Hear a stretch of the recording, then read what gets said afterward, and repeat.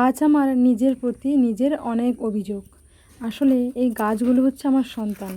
আর এত ব্যস্ত হয়ে পড়েছি, 1 বছর আগে বসানো এই রেন লিলি গাছটার রিপোর্টিং আর করা হয়নি। এইটুকু কৌটোই তো বসিয়েছি, তারপর শেষ অবধি দেখো গাছটার ভিতরে কি অবস্থা হয়েছে। তবে শত ব্যস্ততার মাঝেও কিন্তু সময় বের করে আমার রিপোর্টিংটা আগেই করা উচিত ছিল।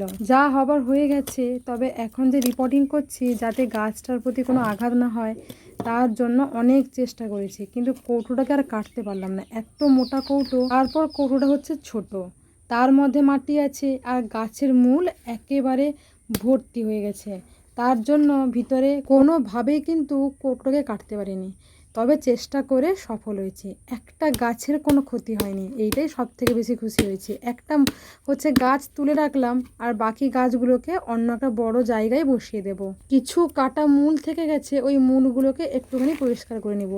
তারপর একটা বড় প্লাস্টিকের ব্যাগ, সেখানে মাটি দিয়ে আর খড় দিয়ে মানে গোবর সার দিয়ে হচ্ছে বসিয়ে নেব। আর মাটিটা কিন্তু ভালোই উর্বর। আমার মা দারুণ মাটি তৈরি করেন। মা তো প্রচুর সবজি গাছ বসান, মানে বীজ কিনে এনে ঘরে চারা তৈরি করে সবজি গাছ বসান। আর দাদা হচ্ছেন ফলের গাছ আর আমি হচ্ছি ফুল গাছ বসাই। তবে দেখো মূলগুলোকে ভালো করে পরিষ্কার করে নিচ্ছি, একদম ন্যাচারাল চাউমিন হয়ে গেছে। তারপর ওই যে প্লাস্টিকের ব্যাগটাতে বসিয়ে দিব গাছটাকে। আর হ্যাঁ, তোমাদের তো বলাই হয়নি, ওই যে গাছটা বার করে রাখলাম ওটা হচ্ছে উপহারে দেব, একজনকে উপহার দেব হোয়াইট রেন লিলি। এই হচ্ছে একটা গাছ তুলে রেখেছি।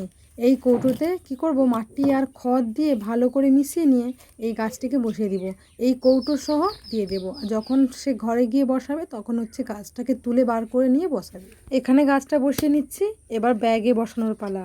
ব্যাগটা কিন্তু প্লাস্টিকের, চারিদিকে কোনো প্লাস্টিক কিন্তু আর নষ্ট হয় না বা মাটিকে নষ্ট করতে পারে না, কারণ সব প্লাস্টিক আমার বাগানে, সব প্লাস্টিক আমি গাছ বসিয়েছি। তো চলো আজকে এই পর্যন্ত, দেখা হচ্ছে অন্য কোনো ব্লগে। তোমরা ভালো থেকো, সুস্থ থেকো, সাবধানে থেকো, সকলকে ভালো রেখো আর সব সময় হাসি খুশি থেকো। টাটা।